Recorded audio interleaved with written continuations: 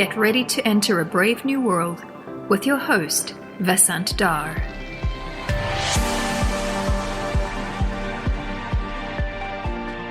Brave New World is supported by the Center for Data Science, or CDS, at NYU.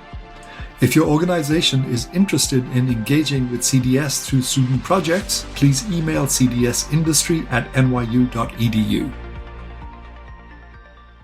Hello and welcome to Brave New World.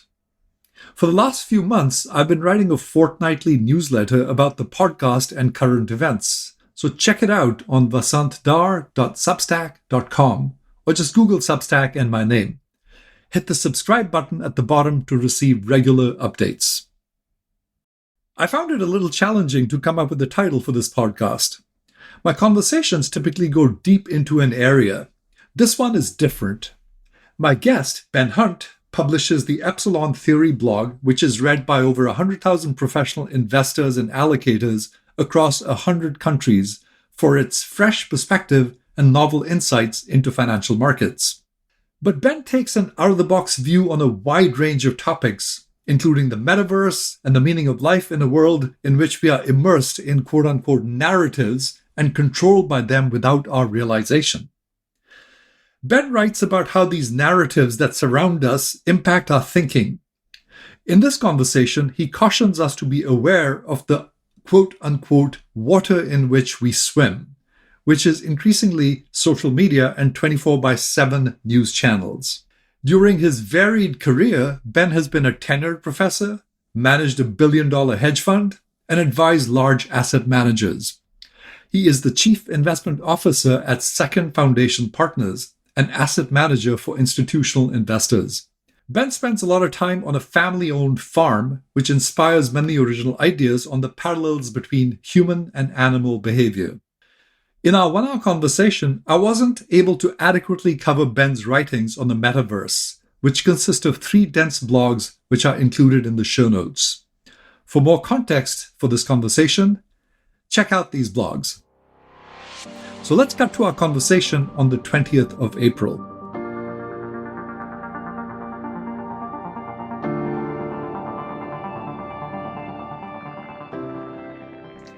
Ben, welcome to Brave New World. I'm delighted to have you on the show. Well, it's great to be here. Thanks for having me. So I'd like to start with you and your life journey, including books that influenced you, the Epsilon Theory, and anything else that you've been thinking about these days. Well, it has been a journey. As my wife puts it, it's hard for me to keep a job. So I've done a lot of different things, including, teaching at NYU. So we have that in common here. I got my my PhD in political science, of all oxymorons. They call it government up at Harvard, right? So I got my PhD there, and then started in academia as an assistant prof in the politics department. Gosh, that was 1991. Yes, 1991. So familiar with the NYU academic drill. I was in academia for 10 years. I got a tenured spot down at SMU in Dallas and went down there. But Vasant, and I bet this is going to be familiar to you and to a lot of your listeners. I always had the entrepreneurial bug. And if you know this, if you are similarly afflicted, it is a bug, not a feature. You can't help yourself. You're always looking to start. I totally identify with that. In fact, a good friend of mine, I was speaking at an event, introduced me as a pracademic. That was the first time I'd heard the word, and I said, I like it. I could be okay with that. Absolutely. I mean, what I would say is that, my journey, as the word you're using is, I love this word journey because it's the same word they use in all the Bachelor and Bachelorette shows that I'm addicted to. They talk about their journey, through the show. But, my academic journey, I found, the academic church to be a rather jealous mistress, should I say. So, I wasn't able to make the pracademic approach work. I'd started a company in grad school. I started another when I was uh, at NYU, another at when I was down at SMU, and ultimately decided that I really needed to leave the church. So I left a tenured spot, which was the first of several changes in careers that I don't think my wife, like I say, has totally forgiven me for, because you know the drill. When you're a tenured prof, I mean, you can't get fired unless you knock over a 7-Eleven, and frankly, I'm not even sure that would do the trick. But left academia to start a software company. So moved back up to the New York City, Connecticut area, and ran a software company for 5 years and built that nice. I sold my stake in that, and it's very boring software, frankly. But we started it in the day the Nasdaq bubble burst. So March of 2000 was the day we started our company, our software company. But it was boring niche software, and so it did fine, and I was able to make an exit from a boring software company. Did some venture capital, some I'll call it kind of bird dogging, which is where you're kind of looking for venture or private equity acquisitions. A buddy of mine was the head of research for a asset manager, right? So an investor, a professional investment organization. He said, we're always talking about tech companies, and the I promise there'll be a thread that weaves through all this. We're always talking about the game of whether it's investing, the game of academia. What do you think about playing the biggest game of all, which is public markets, capital markets? And I say, well, I'd be interested in playing that game. So we started a hedge fund, a long-short equity hedge fund within that larger asset manager. It was 2005. And, it was one of those periods of time where coming at something like investing from a very different background from everyone else. What I mean by that is I had zero experience in Wall Street, in public sector investing, in any of that. Right? And there are periods of time where that's a real liability, right? Where an outsider's perspective is exactly the wrong thing, right? To build a business. But in investing, the investing world and the finance world, having that outsider's perspective coming into what happened in 2007, 2008, 2009 was everything. Right? So we were very successful with the hedge fund, particularly when the world went to hell, right, in 2008. So we were able to build the hedge fund to $1 billion, but from kind of, I'll call it March of 2009 forward, is like you went to the wall and you flipped a switch on our hedge fund returns.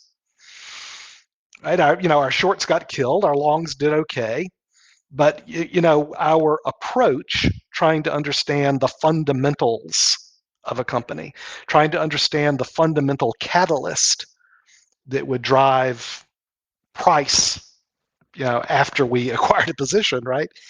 It just didn't work. And we never lost money for our clients, something that I'm really proud of to this day.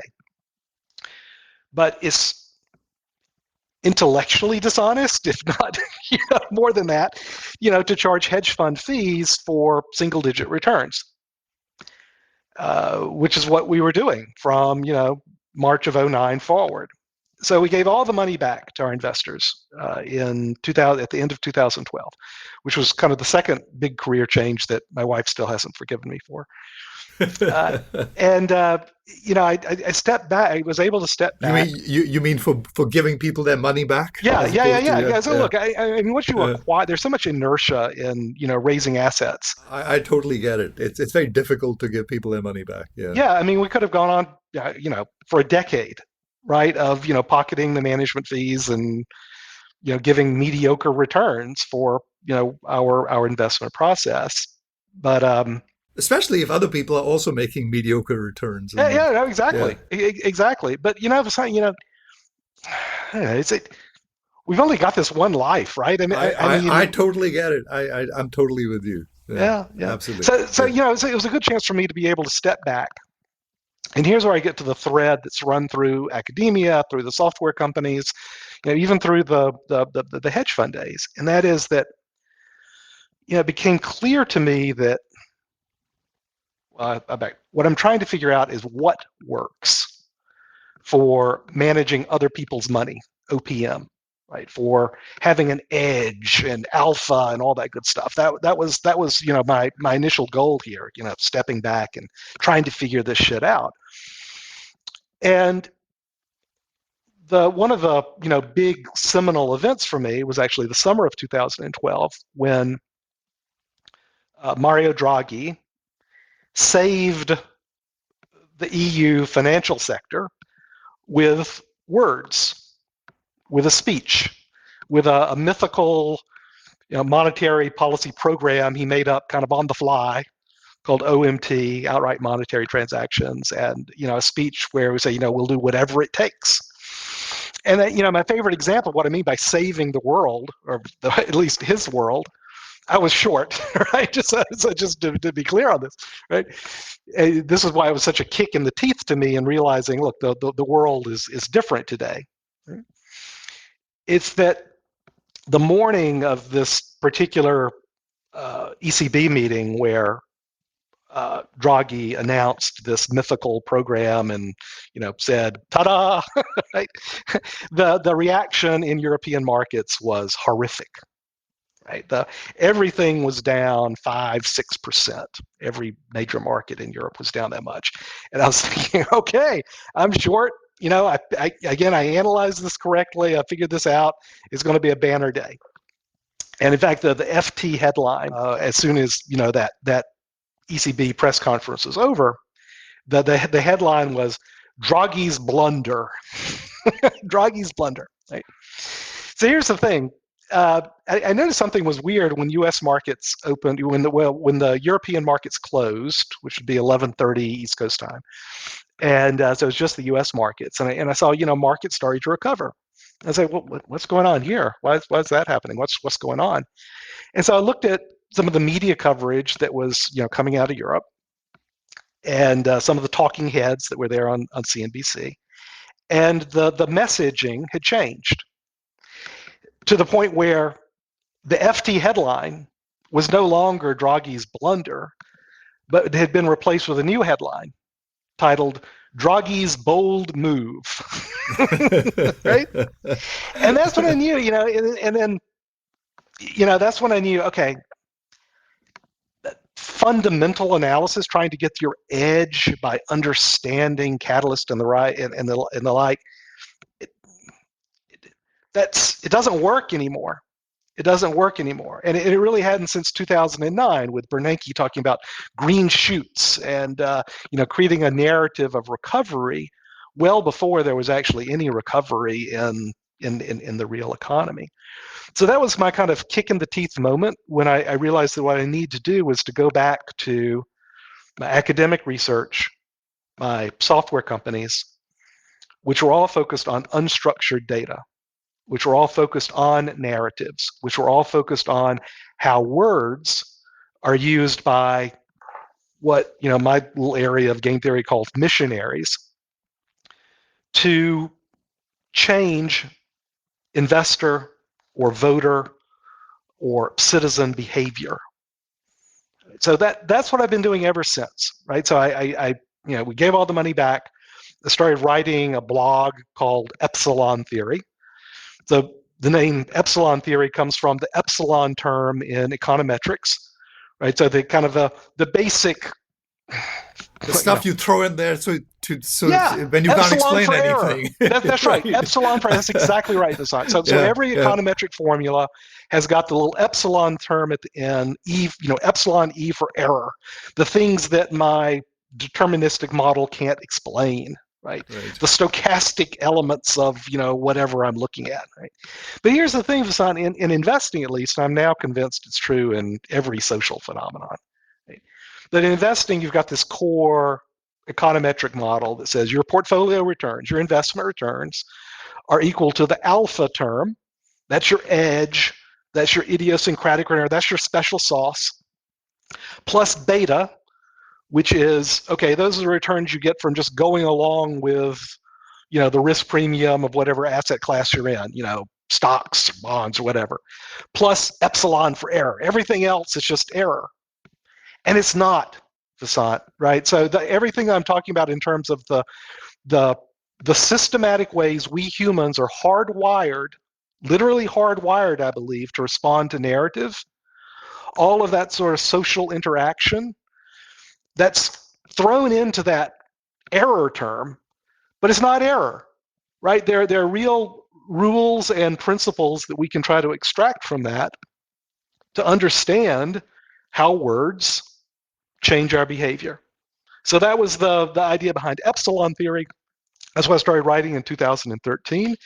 And, that's what I've been focused on ever since. So that's an interesting evolution to the epsilon theory and an apt name for your blog, which I enjoy reading for its originality. So you've written about narratives, how they shape us and who controls them. We're recording this podcast on the 20th of April, when Musk has announced his intention to acquire Twitter and define some rules around free speech. It seems clear that something has gone terribly wrong with social media platforms because we didn't define any rules for them, so their objective functions have maximized something like engagement in a way that has had some unforeseen adverse consequences. There's a lot of skepticism about the acquisition for multiple reasons, but what I like is the fact that he's laid out a vision for the public square, namely that it should be governed according to an agreed-upon set of rules of discourse that are public. What do you think about his thinking? Yeah, I want to separate the issue of Elon, the person, right, and his issues and the like, because I will say, coming from a finance or investing perspective, I don't have a great view of Elon, frankly, right? Because what I find that at least in my world, that a lot of what he does, whether it's kind of announcing, financing for a taking private transaction around Tesla, or whether it's his, lack of a shareholder tender offer and no financing for a Twitter acquisition. Yeah, I can go on and on. The Solar City acquisition, which was an insider thing. So my perspective on Elon the person is going to be, I'll say, highly shaded by those actions and the like. So I'd kind of like, so I'll leave kind of Elon alone a little bit and focus on your I think your broader point about that something, you say there's something wrong, right, with social media and social media platforms, which I wholeheartedly agree with. Right? And this really ties into what I was describing earlier about the way that we humans are hardwired to respond, not to people using mean words or nice words. That's what I think people typically think of when they think of, narrative, at least in investing they do. Right? It's not that. Right? What I think we're hardwired to respond to are specific story arcs, to scripts, to what I'll call as narrative archetypes. Elon fits a narrative archetype, right? And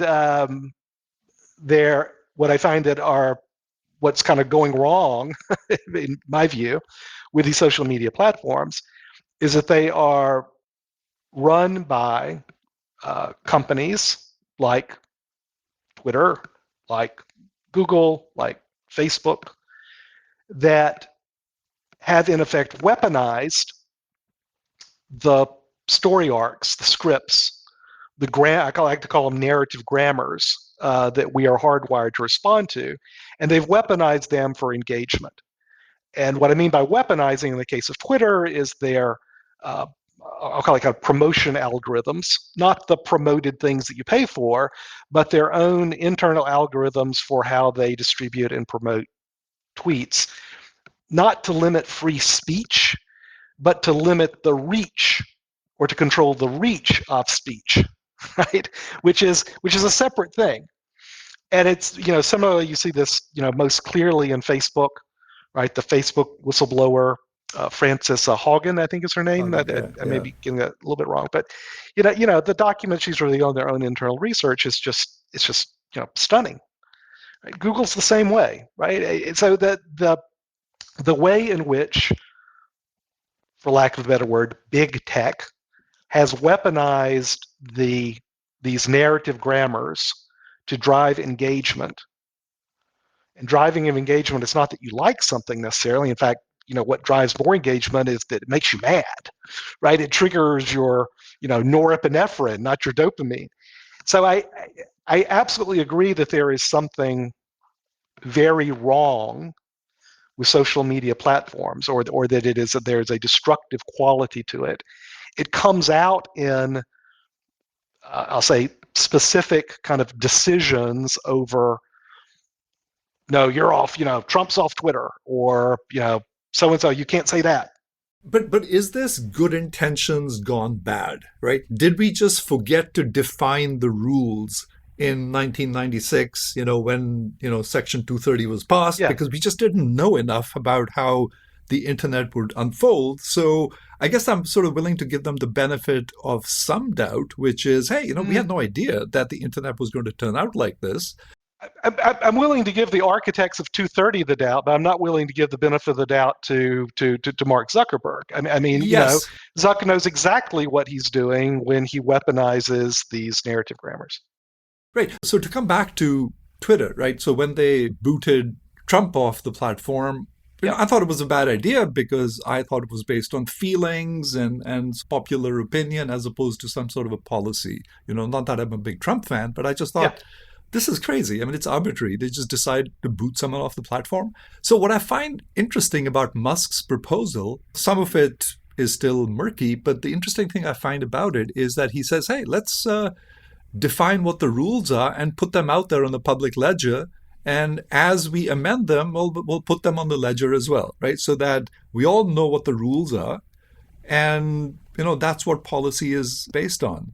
What do you think about that? Other than, does he have the money? And, should Public Square be run by a private company? All legitimate questions. But what about his core argument, which is these things need to be defined and made visible? Now, whether they're defined based on public dialogue, hopefully, but they should be visible and followed uniformly. So, first of all, I'm very sympathetic to the goal. Right, and like you, I think, Vasant, I'm pretty close to being a free speech absolutist. I really am. I'm pretty close, and I had similar reactions to Trump being kicked off Twitter. That said, as a citizen, frankly, I find it an enormous relief. I don't think it was necessarily capricious by Twitter, and I'll tell you why. And when I say it's not capricious, I don't mean it wasn't self-interested, right? I think that what Twitter was experiencing was that the nature of the engagement, and here again I'm talking about reach, the nature of engagement that was pervading their platform while Trump was dominating it, frankly, was actually, I don't think, was particularly good for Twitter's business. Now, look, that's not that's a reason. That's a non-capricious reason, but it in no way, right? It makes me think, oh wow, good for them. Right? So I'm sympathetic to what you're describing. What I would say though is that, let me ask you this: are you familiar with this phrase that you see it in video games? It's called cheesing. You ever seen this phrase, cheesing? How you cheese a video game? Yeah. Right. So the phrase is you find an edge case. Yeah. Yeah. So a video game. The code is law, right? You've the code of the video game. I mean, that's how that world works. So you find an edge case and you exploit it. And in my view, and this is my issue with, I'll say, a lot of the crypto world, right? That wants to say essentially code is law, right? That we put anything inside a smart contract and it's there for you to see, and ta-da, we win. It's the same general concern I can't stand about technocratic governments, right? Oh, we're Italy. Well, let's not have an election. Let's just, let's put Mario Draghi in charge, and I'm sure he'll figure it out. Right? I find that when code meets social systems, particularly political and economic systems, code breaks. There is always going to be an edge case that can be cheesed, right? And the reaction function of whoever controls the code is always going to be exploited by the people who don't. Right? You see that in very direct form with, some sort of exploit or hack of whatever, coin du jour is being, drained. But I think you see it more powerfully when political systems get cheesed and hacked. So was Trump one of these edge cases in Oh, your opinion? absolutely. Right. Look, the guy. I mean, I'm being very public, right? I think Trump broke us, right? I don't think he's just a symptom. I think he's the mule, right? I think he was, set back American democracy by, 200 years. That said, he is exceedingly good at, again, weaponizing narratives, story arcs, whether it's in his visual imagery, whether it's in his words. He's a very effective political entrepreneur for cheesing, finding the edge cases, and breaking, particularly the social media systems we have today. So at the recent TED event, Chris Anderson pushed Musk about these edge cases, suggesting that some cases are much too subtle or complex to be handled by a standard set of rules. And Musk did acknowledge that we'll always have such edge cases, so we'll need humans to handle them and have some kind of an appeals process to deal with them. Fair enough, I think. It sounds better than the status quo to me. But Vasan, I don't want to leave this too quickly because it kind of pervades a lot of what I'd love for us to talk about, right? So it's not simply, oh, I guess there are these kind of occasional edge cases and we'll figure it out, right? That will write better code, right? That's the response you particularly see in the crypto world. Right, around, well, what we need, I'll talk about DeFi in particular, right? Decentralized finance, where, yeah, I'm incredibly sympathetic to the idea here that we're going to disintermediate these larcenous and horrific entrenched interest in our financial system, right? The too big to fail banks, the asset managers that control,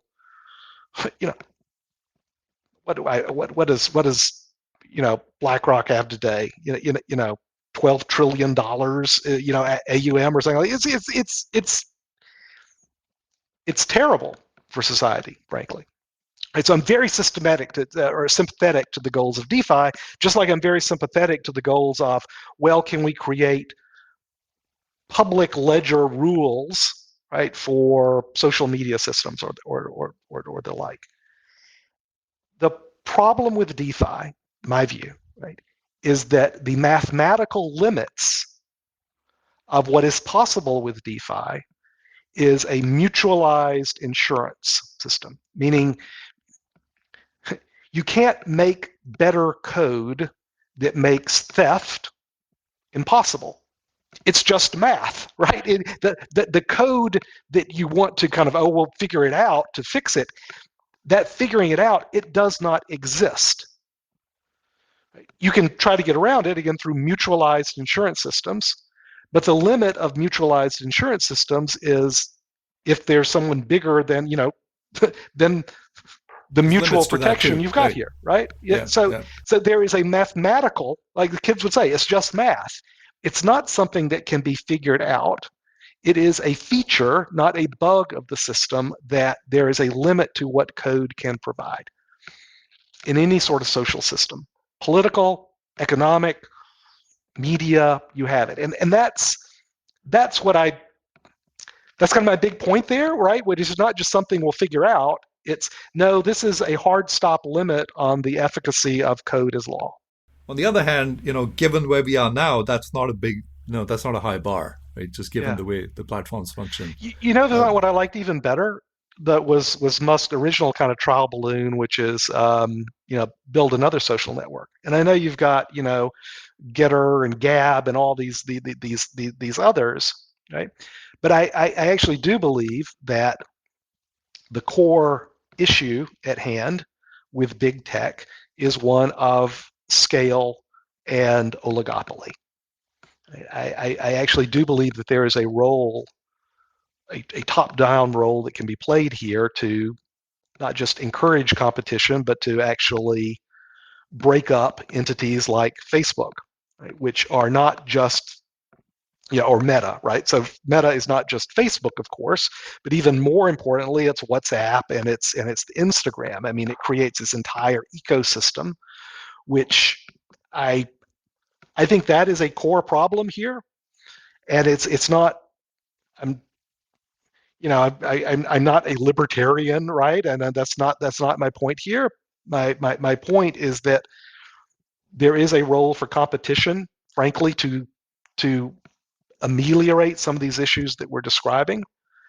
And that if the only town square is Twitter, and forever and ever there you go, that the barriers to entry are so great that there is no competition, well, that's the problem, I think.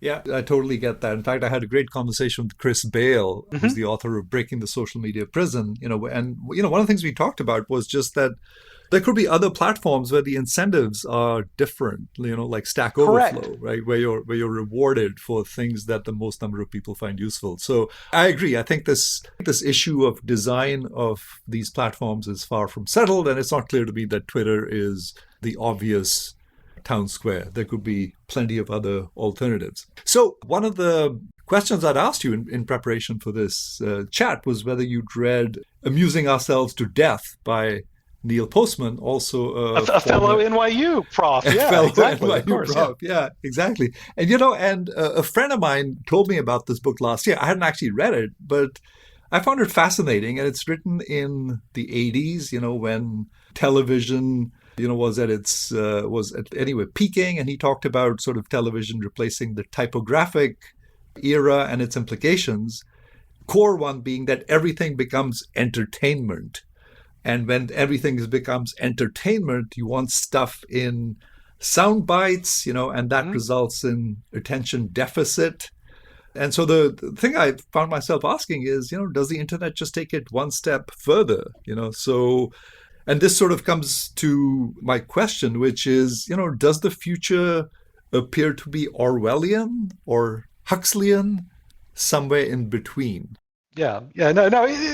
Huxley's the answer, right? Huxley's the answer. But Neil, Postman. I mean, for me, was just he was he was there when I started at NYU, and anyway, really fascinating, wonderful person. I taken from us too soon, as they say. The core message of the book, right, is that whatever your society's media system is, that's what determines your politics and your economics, right? That it is the media system that comes first. And that core argument, I think, is 1,000% correct. Right? So your question, Vasant, does the, he was writing about television and how it was transforming our society into one that was driven by, entertainment, amusing ourselves to death. Look, the internet, right? Social media as our media system, as our dominant media system, that similarly transforms itself. The aspect of our media system that I find actually even more impactful than the rise of Twitter or YouTube or Instagram or TikTok and the like, I think the even more pernicious or impactful change in our media system has been the advent of 24/7, quote unquote, I'm making little air quote signs now for the listeners here, news channels. Right, so it's the CNBCs and the Bloombergs of the world on financial news. It's CNN, MSNBC, Fox, of course. All the bizarro, way right, media state 24/7 news stations that are coming on now. that has been, I think, like I say, an even more impactful change, because there is no news that can fill a 24/7 content schedule. Right? There's not news that can fill a 30-minute program. Maybe you can fill 30 minutes, right? Was Walter Cronkite and 30 minutes of local news and 30 minutes of national news, or I guess it went to an hour. Could you fill that? I guess, kind of, maybe, right? 24/7? Are you kidding me? There is not news to fill it. So what fills the void is what I call fiat news, right? In the same way that we have fiat currency, we have fiat news. It's opinion presented as fact, presented as news. And fiat news dominates 99% of what is constantly broadcast to us as messages, broadcast and narrowcast. Right? So we are immersed in these sort of weaponized stories that serve the interest of either the asset manager who's talking about their opinion on CNBC, or the political operative who's talking about how you should interpret the world on CNN or Fox. It's all fiat news all the time. And that, I think, has absolutely changed our politics, our markets, our sports, everything about our social lives in exactly the way that Postman was describing. It's just a different media system that he was writing about. We're basically seeing more of the same here, isn't it? When he wrote the book, I think cable was really in its ascendancy, right? So you had sort of this 24-hour news, but now you've got sort of 24-hour chatter, not just news channels, but on social media platforms where evidently most people are consuming their quote unquote news. Yeah, no. So when Postman wrote the book, it was TBS, right? You had some, or we can go through the whole history of kind of how these 24/7 channels came along, but it was just in the infancy there when he was writing that book, and when they became so and so, then events would happen in the world, whether it's Desert Storm, the original invasion of Iraq, right? Or whether it's 9/11, right? There are these events that happen in the world that drive step change differences in the way we consume news. So at least that's the kind of historical background for the growth of these news channels. But they've become, because it works, they've become increasingly more identifiable with specific political or market messaging over time. Again, it fills the void. We are hardwired to respond to these sort of stories and narratives. And so that creates this feedback loop. It's not, I think, that people are a little bit as conscious, say, no, I'll give you an example, right? So you've probably experienced this too, right? So when I was an NYU prof in the politics department, I'd get a call from the CNN, saying, hey, you want to come into the studio and talk about whatever, the original World Trade Center bombing, right? For example.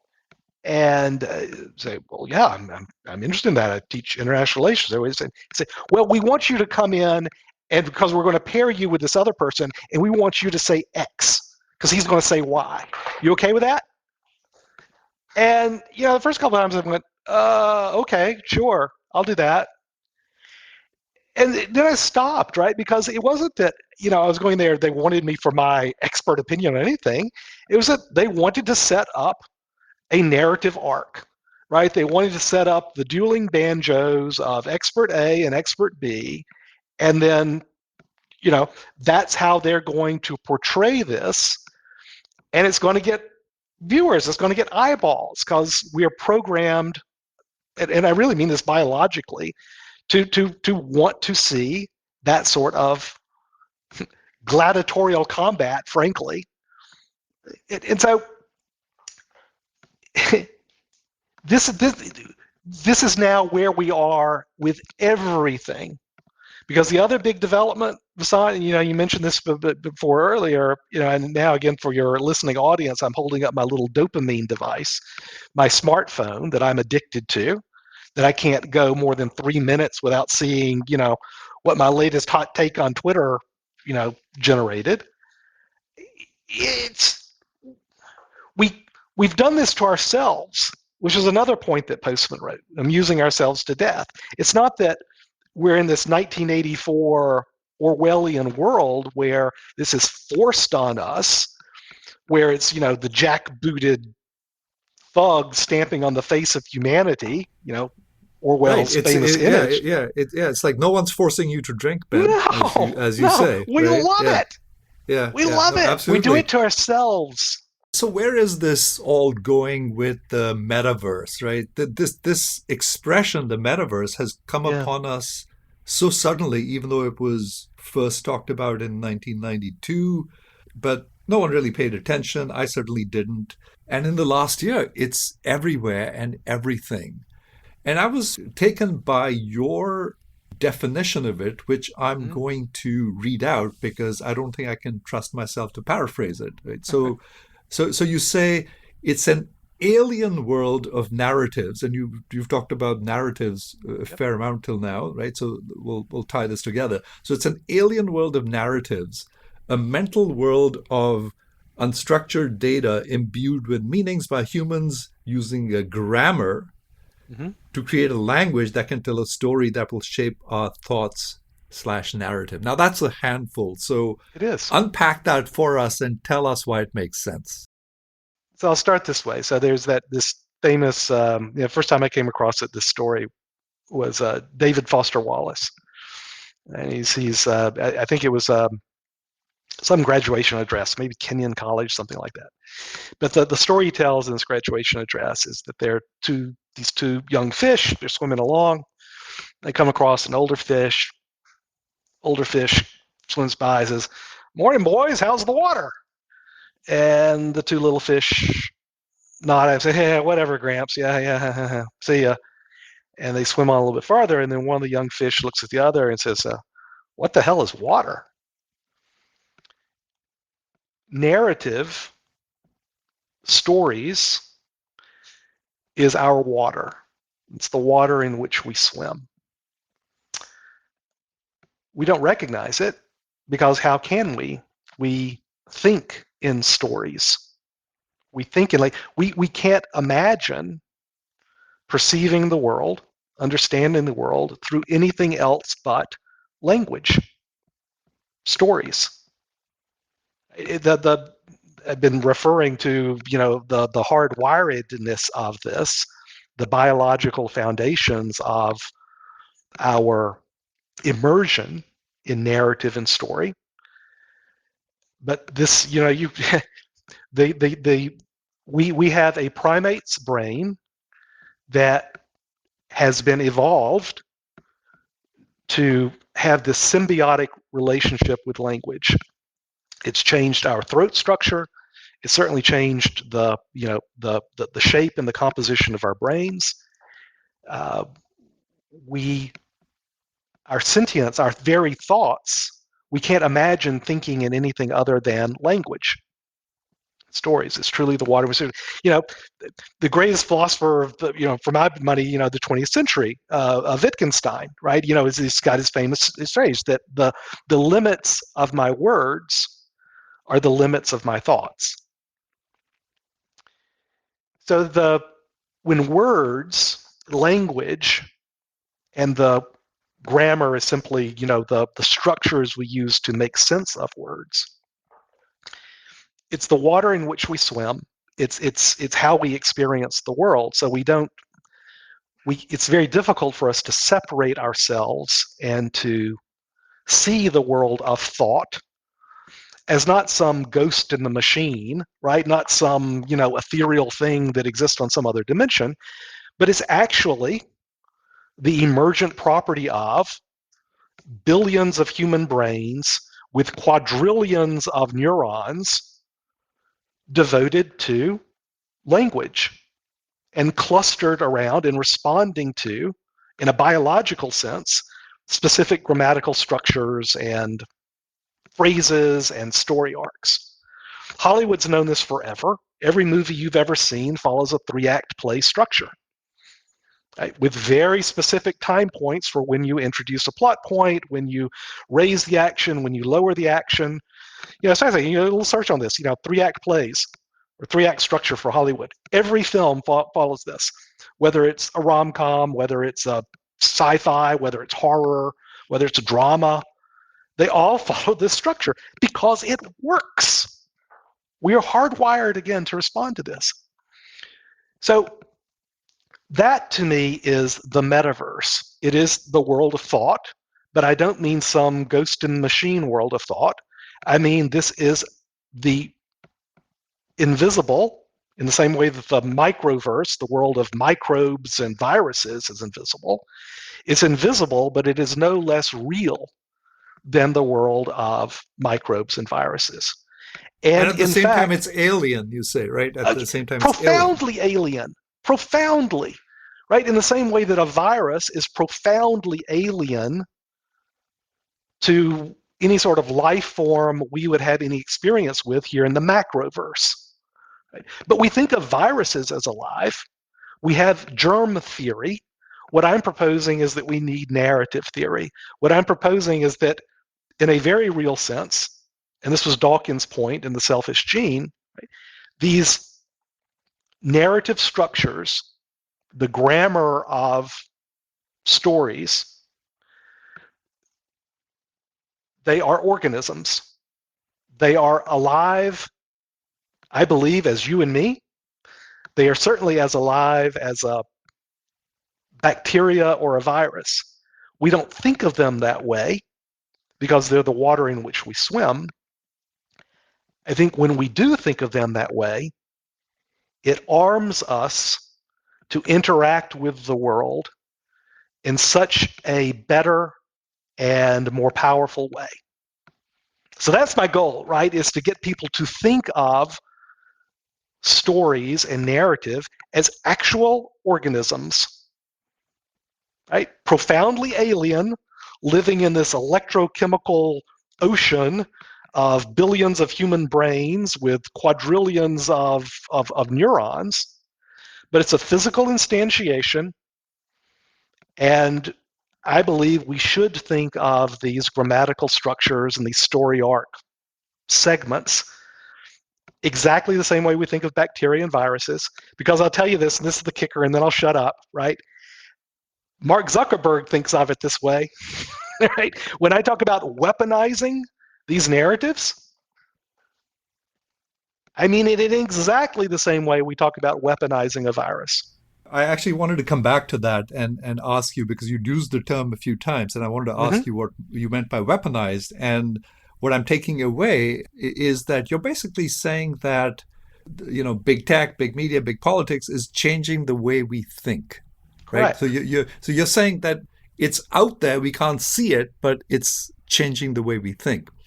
And at an intuitive level, I buy it. I guess the question is, how do you measure something like this, right? I guess a scientist would ask you, what's the evidence that this is actually changing the way we think, and actually changing the way we think in not such a good way? Yeah.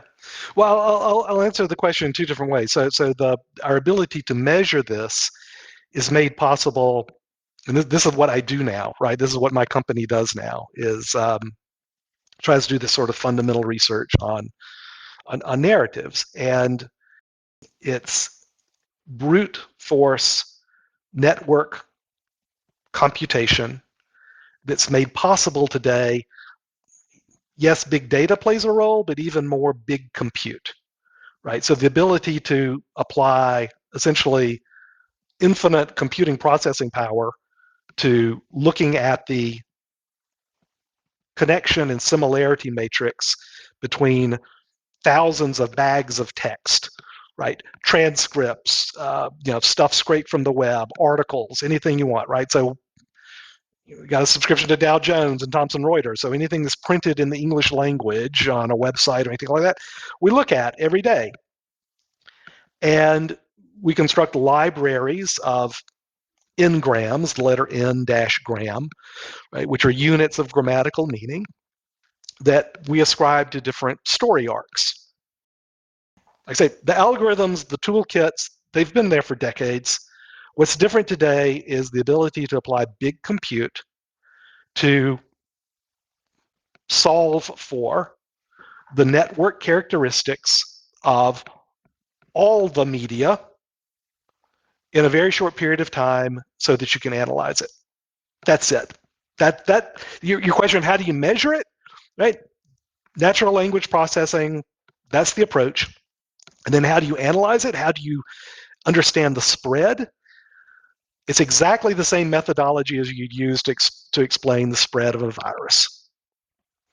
Right? We talk about, R naughts and RT, exactly around narratives in exactly the same way that you would talk about a SARS, virus or a COVID virus. It's exactly the same methodology. So that's the answer to your question. It's big compute, and then it's immunological, or virology methodology to understand the spread. That's an interesting take on the metaverse, this analogy with the invisible world of viruses and bacteria, and that these narratives impact thinking without being visible in the same way that the world of microorganisms is invisible.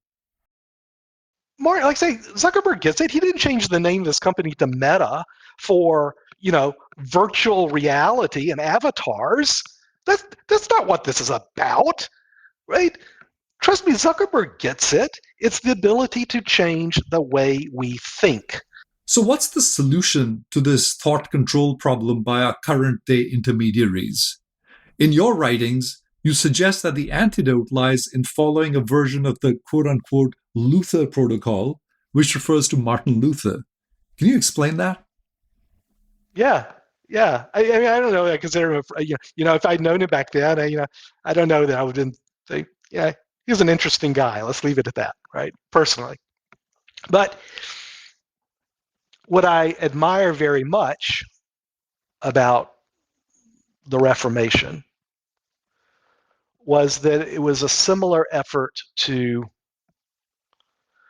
find a path out from the very stable equilibrium that had been established by, the mid, 16th century.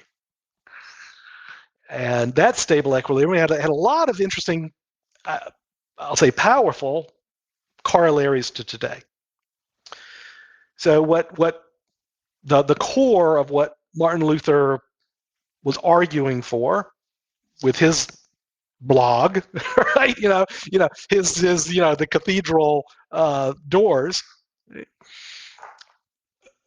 was he phrased it, of course, in the religious terms of the day, right? And what I'm describing is a secular version, I believe, of what Luther was attempting to go after, and his words were sola scriptura, meaning by the Bible alone, and sola fides, by faith alone. And here's what that meant to Luther, right? Sola scriptura, by the Bible alone. What he meant was, you are smart enough to understand the Bible for yourself. You do not need an intercessionary class, in his world, clerics, in our world, politicians, central bankers, media personalities. You don't need them to tell you how to think about the world. You're smart enough to figure it out yourself. I think you're proposing to use the power of Web 3.0 or the decentralized internet as a mechanism to sort of gain control. And one of the things you proposed is something called the Green Protocol. I read that when you published it, and you've got lots of reactions to it from your readers. Do you think you can sort of summarize that in a few minutes, including some of the problems that your readers have pointed out with it, or Sure, some of the absolutely. And things I'm that going to need to be connect worked it out? to this the Luther protocol, right? Because what And by Luther, the way, Ben, just yeah, just to sort of set the stage here, I just want to provide some context. So, in one of my previous podcasts with David Yermak, we talked mhm, about Web 3.0, and most of the sort of appealing aspects about Web 3.0 seem to be sort of criminal or shady or just I don't or sort of extreme libertarian, which is just stay yep, out of my business. And yours was, I thought, like very different in that it pointed to something positive, using NFTs and stuff like that in the more yeah. positive way. So sorry for that interruption, but I just want to sort of provide the It backdrop no, for this. it's a good connection, Vasant. And so yes, the quick idea for the green protocol is to use distributed ledger, distributed trust technologies for, in this case, philanthropy. Right. So bottom up philanthropic efforts. My proposal was we're going to plant 1 billion trees in North America in 10 years, and we're going to tap into what I call the speculation layer. Right, the energy you get from, hey, I can make money from it. I can do well by doing good. We're going to, use that. We're certainly going to tap into that. But at its core, and that's why I call it the green protocol, is that we are really writing a protocol for Web3, but also more broadly, it's a protocol for how we interact using modern technology. Right? And in a modern society where we do have this secular version of what it's a new protocol compared to what. And this is actually, I know this sounds weird, but this is what Luther was talking about in the freaking 1500s. The protocol, right, for information technology, as limited as it was, the protocol for communication was you had an intercessionary class, the clerics, to tell you how to think about the world, how to interpret what you saw. The other part of this is sola fides, is that no, you don't need to transact with that intercessionary class. Faith alone will get you to heaven, meaning you don't need, in fact, it doesn't work to buy an indulgence to do a transaction with the clerics to get to heaven. You just have to, again, you're smart enough and you can do your own good works. It's a bottom-up approach to getting to heaven, in Luther's case, to doing good in the world, faith alone, more broadly speaking. The protocols we have today are based on the same thing, an intercessionary class, missionaries, as I like to call them, of politicians, central bankers, every CEO who gets on one of these 24/7 news channels and shakes their finger at us and says, here's how you need to think about the world. Let me tell you what's really going on. Here's my hot take, and I've got not just the speech, but I've got the reach that you're going to sit there and go, oh, okay, that's interesting. Yeah, I guess so. You combine that with the protocols that are designed around transactions with those same missionaries, whether it's, oh, you want to make a difference in the world? You want to go to heaven, so to speak, in terms of being a citizen? You need to vote for this ridiculous Republican candidate. You need to vote for this ridiculous Democratic candidate. Right? So in political terms, the transaction is around your vote. The transaction is around your campaign contribution for ridiculous people. Your transaction in terms of markets is, no, you need to buy this ridiculous security. Your transaction more broadly in commerce is, no, you need to take on this ridiculous amount of debt to be a good spouse, a good partner, a good parent. Those are the protocols that we are in our current world. And just as Luther said, here's my protocol, by faith alone and by the Bible alone, we need to start writing our own protocols. And the great opportunity to do this is around Web 3.0. Because just as in the late 80s, early 90s, we were writing protocols for the internet. Where did HTTP come from? Right? You know the story. I'm sure it came from people saying, well, it didn't come from billionaires, is what I'm saying. It didn't come from billionaires. Now today is going to be more difficult because the billionaires understand the power of writing a protocol for something like Web 3.0. They understand the power of writing a protocol for the voting, our voting systems in the United States.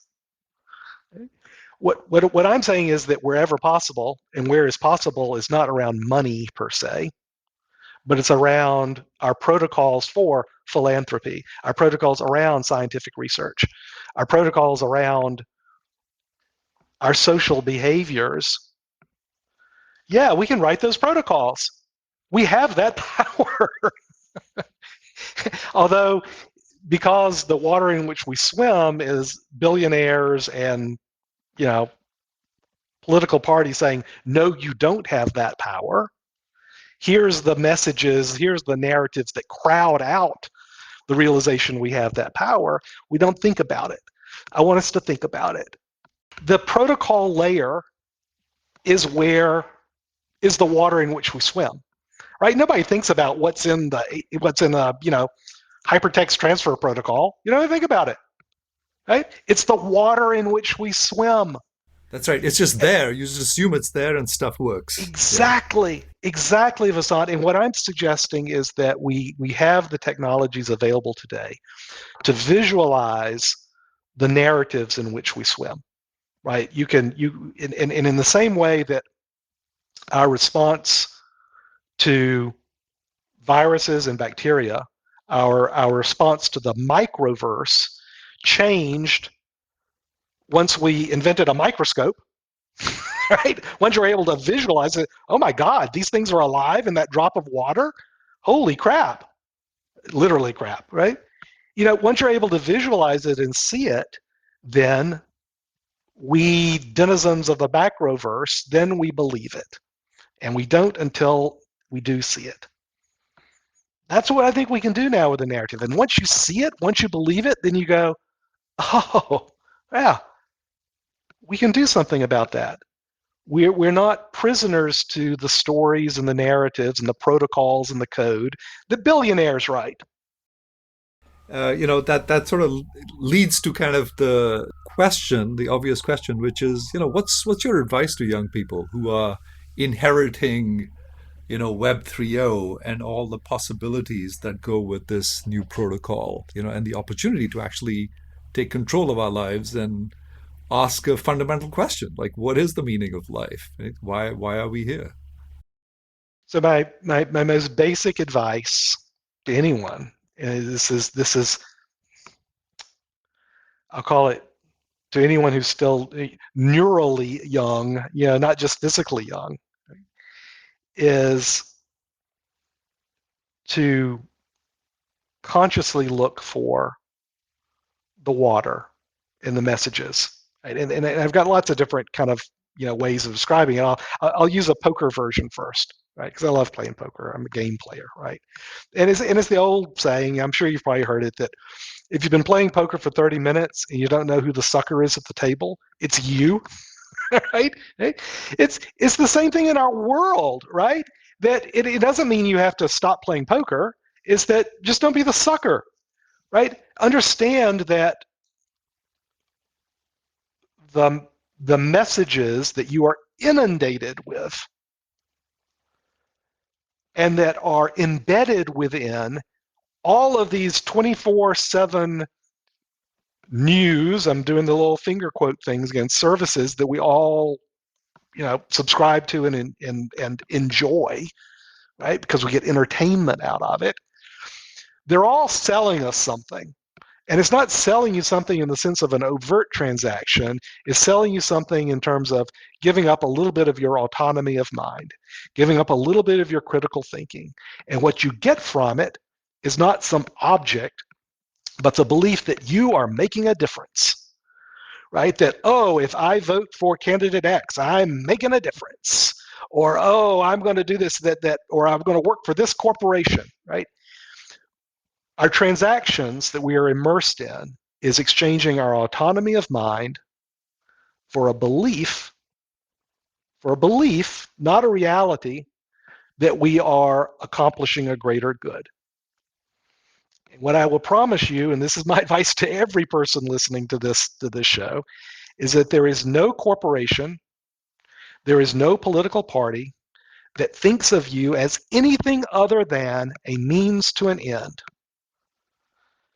And instead, what we have to find is our pack. What I mean by a pack are the other human beings who will treat us as an end in ourselves. It's the old Kantian version, the old Kantian philosophy, right? It's we need to treat other people not as a means to an end, but as an autonomous human being worthy of consideration and respect and conversation in their own right. Every one of us. But you need to find people who will treat you that way. And you need to do the same with them. That's your pack. That's how we make a better life for ourselves from the bottom up. That's always how human beings have built a better life for themselves, from the bottom up. Some of us are lucky enough to have a family, right, that can be our pack. Some of us aren't. But everyone can find your pack. You can find other people who will treat you as an autonomous human being and not as a means to an end. What I promise you is that ain't a political party and it ain't a corporation. That's my advice. So, Ben, one of the nice things about doing this podcast is that I'm getting to read all kinds of interesting stuff that I wouldn't normally come across. What interesting stuff are you reading these days about the metaverse and what lies ahead? I read Lapham's Quarterly. I don't know if you're familiar with that. It's Louis Lapham, right? And he writes, I'm not. His name is Quarterly. Got to check it out, right? Because there's a theme, and this most recent quarterly is migration. And so all it is a thick, quarterly journal, an old-fashioned printed journal, right? With, 80, 100 snippets. So, short attention span theater me can read it. But I read Hannah Arendt's We the Refugees, or I think it's We Refugees, an essay she wrote in 1943, I think, because he's got a snippet from it in Lapham's Quarterly talking about migrations, talking about and I read it. It took me all like 10 minutes, right? But man, it got me then reconnected with, well, what is happening with Ukrainian refugees and the experiences that Arendt is talking about with the same experiences in the late 30s and 40s with her displacement and so many displacement from Germany. Right? It was phenomenal, right? To counteract these neural clusters that I know I'm forming in my own brain because of my immersion in Twitter and hot takes and all like that. Right. So that's what I read. It's a wonderful publication because it gives me just enough that I can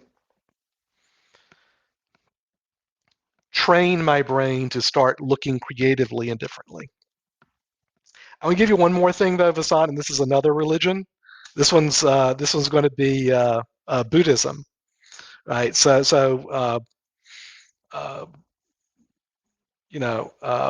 Siddhartha, is sitting under the banyan tree, and he has his first experience, his first vision, right, which makes him the Buddha in the aftermath. But the way he survives his visitation, not with an angel but a devil, is the phrase, touch the earth. Touch the earth. And I think back, and I think, okay, a command to read and a command to touch the earth, to physically go out and touch a freaking tree, touch the ground, and live in that real world with real people. That's how I think we stay neurally young. That's the advice I give to anyone to stay neurally young. It's not going to come from corporations. It's not going to come from a political party. It's going to come from reading, and it's going to come from touching the earth. Right? It's crazy. This stuff's been around for thousands of years, and it's more important than ever. No, it has indeed. This whole rapture of being alive. It reminds me of this guru called Osho, who was originally from Pune, and then he moved to Antelope, Oregon. And, he appealed to people because he said, I want to talk to you about what it means to be alive, and I remember being sort of 17 or 18 at the time, thinking, well, what is he talking about? Yep. Of course, I'm alive. Like, well, what the hell is that? And it is so fundamental, that what he was saying was actually quite profound, and he just sort of ironically got led astray, Yeah. Yeah. and tempted by greed and all of that after he moved to America. Well, it's not, the other guy who But talks his about the rapture of being alive is Joseph Campbell, right? indeed, That's his indeed, words, yeah, right? When he's yeah, talking about yeah. the power of myth, right? The power of the metaverse, as I'm thinking about it, it is what connects us with the rapture of being alive. And that is the common thread, I think, that goes through all of